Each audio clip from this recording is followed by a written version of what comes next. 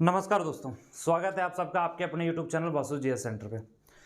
जी हाँ दोस्तों, जैसा कि आप सभी को पता है कि लैब असिस्टेंट का रिजल्ट आने के बाद लैब असिस्टेंट वाले छात्र परेशान तो है ही, लेकिन इसके अलावा झारखंड सचिवालय और झारखंड नगर पालिका जिसका रिसेंटली अभी एग्जाम होने वाला है कुछ दिन बाद, ये सारे स्टूडेंट्स अब परेशान हो चुके हैं। अब परेशानी का कारण आप सभी को पता है, जैसा कि ये खबरें फैलाई जा रही है सोशल मीडिया के माध्यम से तरह तरह के कि एक ही सेंटर से कई ऐसे स्टूडेंट्स का सिलेक्शन हो गया है, स्कैम हुआ है या फिर घोटालाबाजी हुआ है, जो भी बहुत तरह की खबरें फैलाई जा रही है। तो उसी की सच्चाई के बारे में आज के इस वीडियो में हम डिस्कस करने वाले हैं। साथ ही साथ झारखंड सचिवालय से जुड़ी हुई एक बहुत ही महत्वपूर्ण अपडेट मैं आप सबके बीच शेयर करने वाला हूं और मुझे उम्मीद है कि आज जो मैं अपडेट आप सबको देने जा रहा हूं झारखंड सचिवालय से रिलेटेड, वो सुन करके आप थोड़ा सा अपने आप में रिलैक्स फील करेंगे। इसलिए वीडियो के लास्ट तक बने रहिए।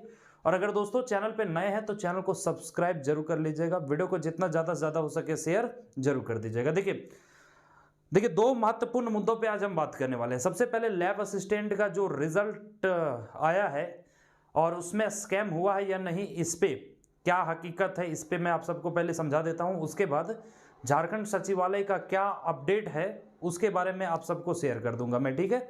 दोस्तों जैसा कि आप सभी को पता है कि नवरात्रा के क्रम में लैब असिस्टेंट का रिजल्ट दे दिया है और रिजल्ट देने जो दिया है, हालांकि उसमें बहुत सारी कमियां हैं जो जेएसएससी को और करना चाहिए था, उन कमियों को दूर करके रिजल्ट को प्रकाशित करना चाहिए था। जैसे कि कट ऑफ मार्क्स जो है उन्होंने जारी नहीं किया है ना। लेकिन ऐसा देखा गया है कि कई एक सेंटर है जहां से मैक्सिमम बच्चों का सिलेक्शन हो गया है, ठीक है। अलग अलग सेंटर का नाम भी है जो सोशल मीडिया पे रोटेट किए जा रहे हैं। तो इससे क्या है कि जो झारखंड सचिवालय की तैयारी कर रहे हैं स्टूडेंट्स या फिर नगर पालिका की तैयारी कर रहे हैं, तो वो काफ़ी परेशान है कि अगर लैब असिस्टेंट के रिजल्ट में इस तरह का अगर धांधली हुआ है तो ऑब्वियस सी बात है हमारे भी एग्जामिनेशन में ये होने की संभावना है। तो दोस्तों मैं सबसे पहले आप सबको ये क्लियर कर देता हूं कि जो ये खबरें फैलाई जा रही है कि लैब असिस्टेंट के रिजल्ट में स्कैम हुआ है या फिर किसी तरह का धांधली हुआ है, आप बिल्कुल भी इस बात पे नज़र मत दौड़ाइए, क्योंकि ऐसा कोई भी हकीकत नहीं है, ऐसी कोई भी बातें नहीं हैं। हाँ, प्रॉब्लम यहाँ पे आई है कि सिलेक्शन जो हुआ है दोस्तों, उसके क्लैरिटी आपको तभी पता चल पाएगा जब इसका कट ऑफ दिया होता है, ठीक है। हालांकि लोग अपने अपने तरह से कई तरह के कट ऑफ को बता रहे हैं, है ना, अलग अलग सोशल मीडिया के माध्यम से, लेकिन चूंकि आयोग की तरफ से कट ऑफ जारी नहीं किया गया है, अब इस बीच में बहुत सारे स्टूडेंट्स को भी ऐसा लग रहा है कि हमने तो पेपर अच्छा करके आया था, अच्छे ढंग से आंसर को करके आया था, लेकिन हमारा रिजल्ट नहीं हुआ और जो हमसे मतलब खराब तरीके से करके आया था उनका रिजल्ट हो गया। तो दोस्तों मैं आप सबको बता देता हूँ, सारा खेला जो हुआ है वो नॉर्मलाइजेशन में हुआ है, ठीक है, और कुछ भी किंतु परंतु नहीं है।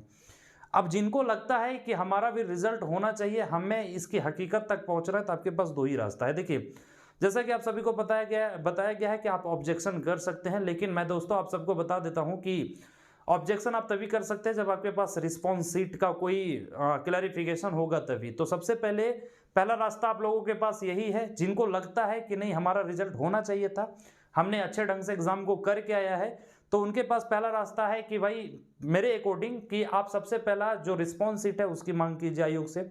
उसके बाद ही आगे का कोई फर्दर क्रिया में आप जा सकते हैं, और नहीं तो एक सबसे बेहतरीन उपाय है दोस्तों, जैसा कि आप सभी को पता है, अगर प्रेशर बनाया जा सके, अगर आप लोग एक सामूहिक तौर पे तैयार होकर के जितने भी स्टूडेंट्स को लगता है कि हमारा रिजल्ट होनी चाहिए थी या फिर बेहतरीन एग्जाम अगर आपने लिखा है, तो आप रॉ मार्क्स और जो नॉर्मलाइजेशन मार्क्स है ये दोनों का डिमांड करके बहुत हद तक चीज़ें जो है वो क्लियर हो जाएंगी, ठीक है। तो देखिए रास्ते तो कई हैं, लेकिन ये दो मुख्य रास्ते हैं जहां से आप खुद को संतुष्ट कर पाएंगे। लेकिन ऐसी जो खबरें फैलाई जा रही है कि स्कैम हुआ है, धांधली हुआ है, पेपर लीक हुआ है, दोस्तों ऐसा कुछ नहीं है।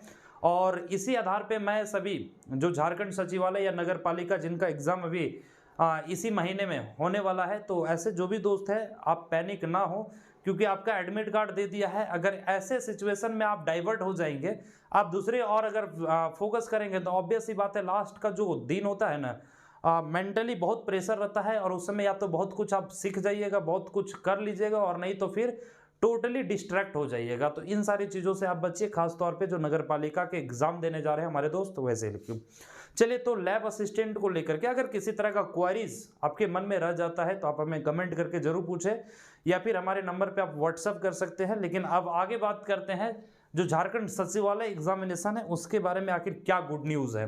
देखिए दोस्तों, जैसा कि मुझे आज जानकारी मिला है कि सेंट्रल लिस्ट जो भी भेजा गया अलग अलग जिला से, है ना, आपने देखा होगा इससे पहले जो मैंने खबर आप सबको बताया था कि भाई सेंट्रल लिस्ट जो है वो सभी जिला के द्वारा मांगा गया था और ये लगभग फाइनल हो चुका है। और जहां तक की जानकारी मिल रही है दोस्तों कि एक दिन में 3.5 लाख से 4 लाख, है ना, 3.5 लाख से 4 लाख सीटों पे, मतलब 4 लाख स्टूडेंट्स का एग्जाम जो है वो लिया जा सकता है।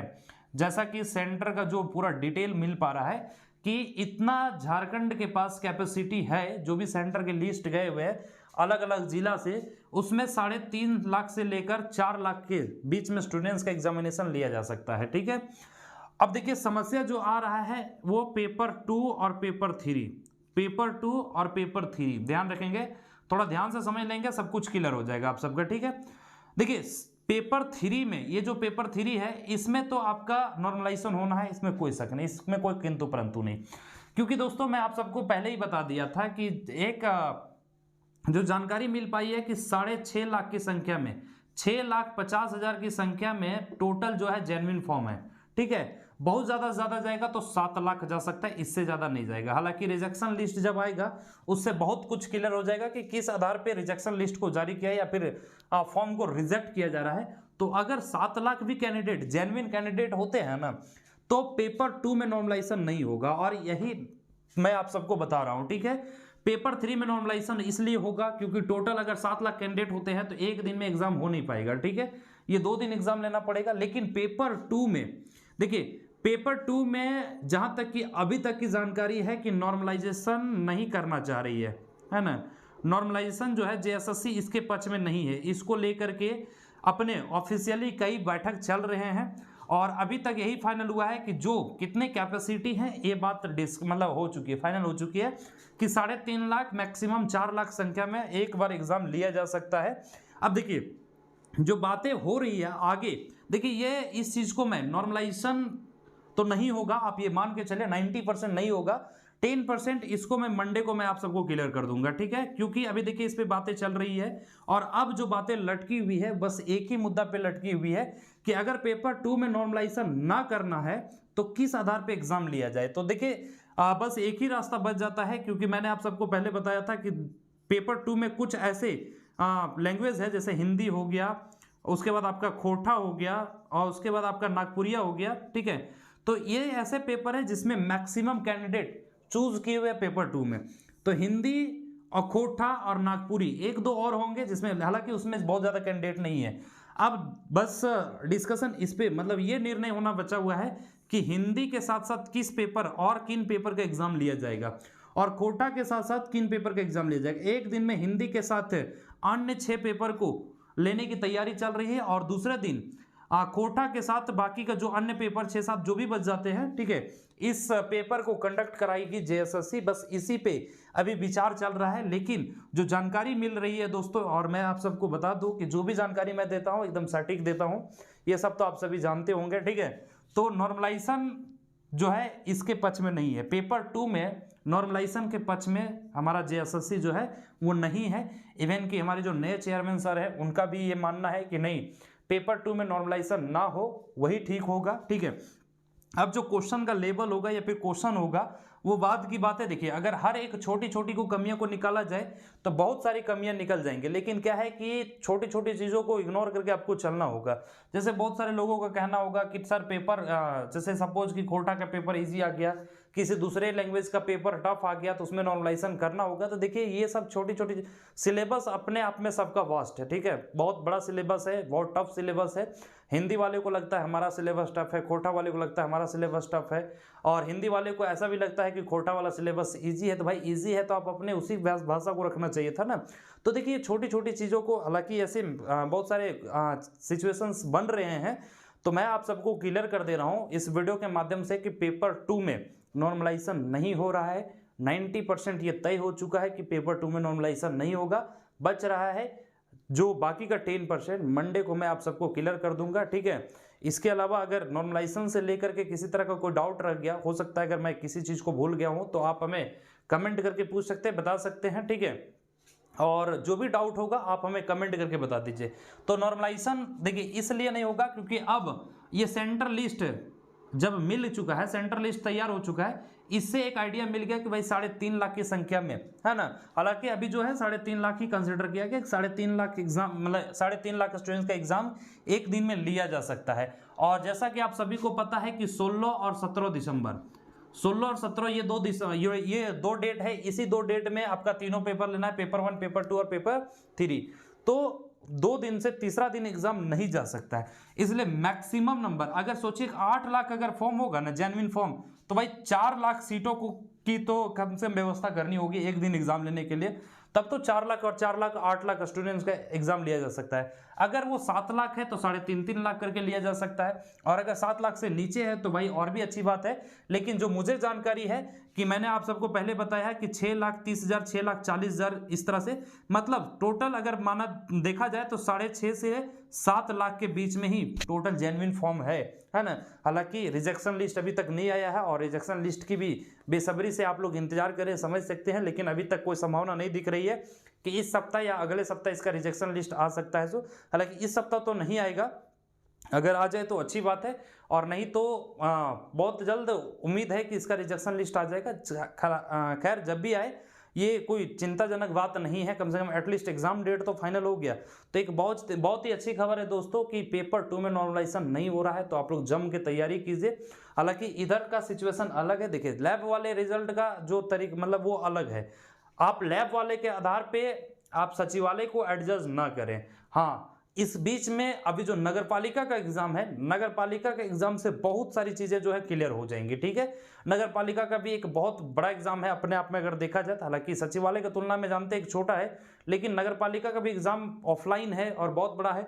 इसमें कितना फेयरनेस रहता है, कितने फेयर तरीके से एग्जाम कंडक्ट हो पाती है, क्या तरह तरह के सिचुएशन इसमें आते हैं, इससे आयोग भी बहुत कुछ सीखेगा। और आने वाले जो भी एग्जामिनेशन होंगे ऑफलाइन के, चाहे वो सचिवालय हो या फिर अन्य कोई एग्जाम अगर लेंगे, तो उसमें इन गलतियों को सुधार करने का एक मौका मिल जाएगा। इसलिए आप लोग बिल्कुल भी पैनिक ना होइए। जो 50 दिन का समय आपके पास बचा हुआ है, 48-49 दिन का लगभग समय बचा हुआ है आपके पास, तो इसका आप यूटिलाइज कीजिए। और एंड टाइम पे देखिए जहां पे आप रिजल्ट बना सकते हैं ना, वैसे जगह पे आप पैनिक मत होइए, इधर उधर मत फोकस कीजिए, है ना। और अपना जो टोटल फोकस है वो अपनी स्टडी पे रखिए, अपनी तैयारी पे रखिए, ज़्यादा बेहतर होगा। क्योंकि जिनका रिजल्ट हो जाएगा फिर वो तो भाई अपना आगे की प्रोसेस के लिए निकल जाएंगे, लेकिन सही बात है कि जेन्युइनली एग्जाम होनी चाहिए, ये सबका मांग है। क्योंकि रिजल्ट आ जाने के बाद आप कुछ नहीं कर सकते, क्योंकि रिजल्ट आ जाने के बाद भाई आप ही का स्टूडेंट पक्ष 2 भागों में बढ़ जाएगा। जिनका रिजल्ट हो जाएगा वो भाई आपके खिलाफ बोलेंगे, आप वो अपने पक्ष में बोलेंगे, और जिनका नहीं होगा वो अपने पक्ष में बोलेंगे।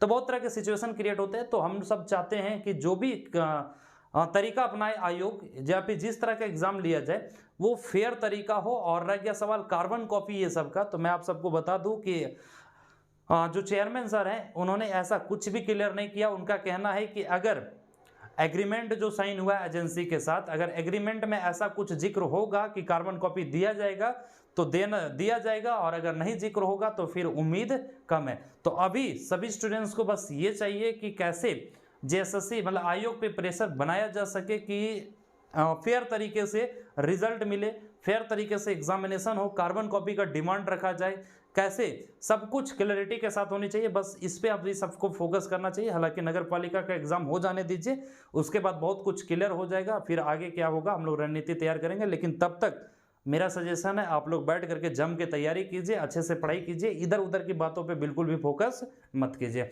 और जो भी डाउट आपके अंदर रह जाता है, आपके मन में रह जाता है, तो दोस्तों मैं आप सबको पहले भी दे चुका हूं, आप हमें इस नंबर पे या तो व्हाट्सअप कर सकते हैं या फिर आप हमें कमेंट करके बता सकते हैं आपका क्या राय है, ठीक है। चले तो उम्मीद करते हैं ये बात को सुन करके समझ करके आपके अंदर एक अलग उत्साह जगी होगी और आपको पढ़ने में मन लग रहा होगा।